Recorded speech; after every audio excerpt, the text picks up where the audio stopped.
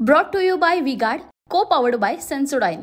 लोकसभेच्या तिसऱ्या टप्प्यातील कालप्रचार संपलेला आहे आणि आता चौथ्या टप्प्याला अवघे काही दिवस बाकी आहेत आणि या प्रचाराच्या मैदानात आहेत विरोधी पक्षनेते अंबादासजी दानवे आपल्या सोबत आहेत। काय सांगाल, काल तिसऱ्या टप्प्यातील प्रचार संपला आणि चौथ्या टप्प्यातल्या प्रचाराला अवघे काही दिवस बाकी आहेत आता? बिलकुल तिसऱ्या टप्प्याचा प्रचार संपलेला असताना या महाराष्ट्रात तर निश्चित जे मोदी सरकार आहे त्यांच्या विरोधात एक तीव्र भावना आहे। एक काळ होता की मोदींची प्रतिमेमुळं भाजप जिंकत होता, आज मोदींच्या प्रतिमेमुळे भाजप हारणार अशा प्रकारची स्थिती निर्माण झालेली आहे। या महाराष्ट्रामध्ये उद्धवजी ठाकरे साहेब, शरद पवार साहेब यांच्या विरुद्ध ज्या पद्धतीनं भारतीय जनता पार्टीनं एक गद्दारी घडवून आणली आणि सत्ता स्थापन करण्याचा प्रयत्न केला, भ्रष्टाचाराची न खाएंगा ना खाने दूंगा आणि सगळे खाणारे लोक सोबत बसवले, या सगळ्या तीव्र भावना जनतेमध्ये आहे। शेतकऱ्यांच्या भावना अतिशय तीव्र आहे, बेरोजगार युवकांच्या भावना तीव्र आहे आणि त्याच्यामुळे सरकारच्या विरोधात 100% जनमत गेलेलं आहे। ते मतपेटीतून तिसरा टप्पा असो, चौथा टप्पा असो का पाचवा टप्पा असो 100% दिसणार। देखिए, उनका काम है अफवाह से गर्मी बढ़ाना और हमारा काम है माहौल को ठंडा रखना। हमारा नेता कैसा हो जो माहौल को रखे ठंडा वैसा हो। अब की बार वी-गार्ड एयर कूलर का चमत्कार। अजित पवार गटाच्या पदाधिकाऱ्यांनी चोख सभेमध्ये मडके फोडत असल्याचा दावा बारामतीत सभेमध्ये रोहित पवारांनी व्हिडिओ दाखवला। मलिंदा गँगच्या सदस्यांनी मडकं का फोडलं असा रोहित पवारांनी सवाल केला। मला माहीत नाही काय झालेलं, परंतु एक अजितदादा असतील किंवा आमच्यातले गेलेले शिंदे असतील, या सगळ्यांचा तर कार्यक्रम आता झालेला आहे। आता एकदा ह्या निवडणुका झाल्या की भारतीय जनता पार्टी यांना तू कोण आणि मी कोण करणार आहे। त्यामुळे मला असं वाटतं यांनी जे काही केलं त्याचं विसर्जन करण्याची वेळ आता जनतेनं आणलेली आहे आणि भारतीय जनता पार्टी त्यांच्यावर आणणार, एवढं नक्की। मडकं कधी फोडलं जातं असाही सवाल रोहित पवार यांनी केलेला आहे। मला माहिती आहे, मला वाटतं ते काही स्पष्टीकरण सांगण्याची गरज नाही। मडकं कधी फोड असतं हे आपल्या मराठी माणसाला कोणाला सांगायची गरज नाही। पुढच्या वेळी अर्जुन खोतकरांना खासदार आणि मला आमदार करा, प्रचार सभेच्या भाजपच्या रावसाहेब दानवे यांनी वक्तव्य केलेलं आहे।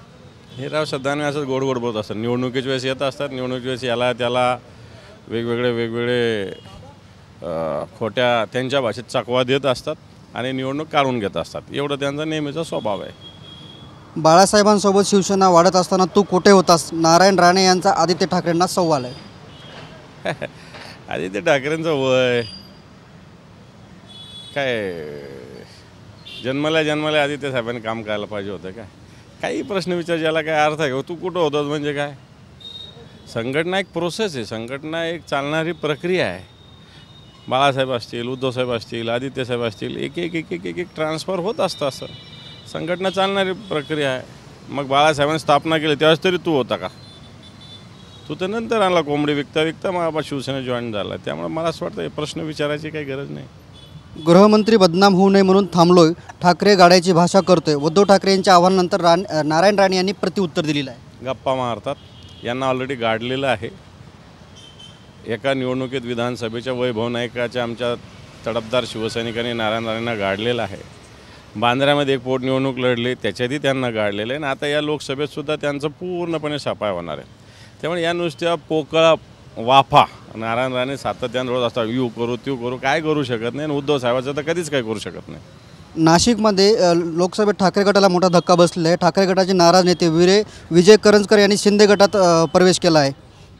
त्यांनी काय होत नसतं। शिवसेना, मी सांगितलं ना, शिवसेना एक सतत चालणारा एक प्रवाह आहे। शिवसेना काय कोणतीही संघटना असाच प्रवाह असतो आणि त्यामुळे या प्रवाहातून काय एखादा इकडे तिकडे गेलं तर फार त्यांनी खरं तर जायला नाही पाहिजे होतं।